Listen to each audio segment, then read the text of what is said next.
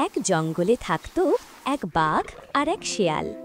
শেয়াল ছিল খুব অলস ও চালাক, আর বাঘ ছিল পরিশ্রমী ও শান্ত।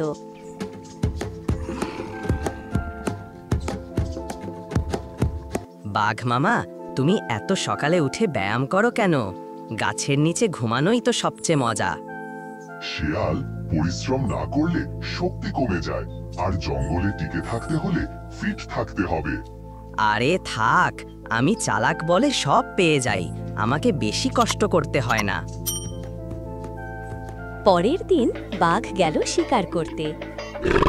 অনেক খোঁজাখুঁজি করে এক হরিণ ধরল।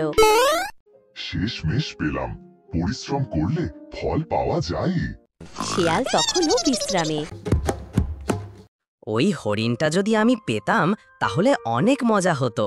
আমি বুদ্ধি করে কিছু একটা করি।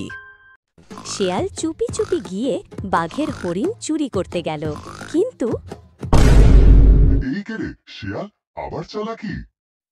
সরি মামা, আমি ভাবছিলাম একটু খেয়ে নি।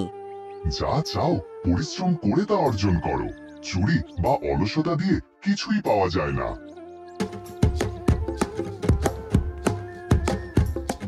এইবার আমিও সকালে উঠে চলবো, আমি আর অলস শেয়াল না। সেই দিন থেকেই শেয়াল ঠিক করল সে আর অলস থাকবে না, বুদ্ধি থাকবে, তবে সাথে থাকবে পরিশ্রমও।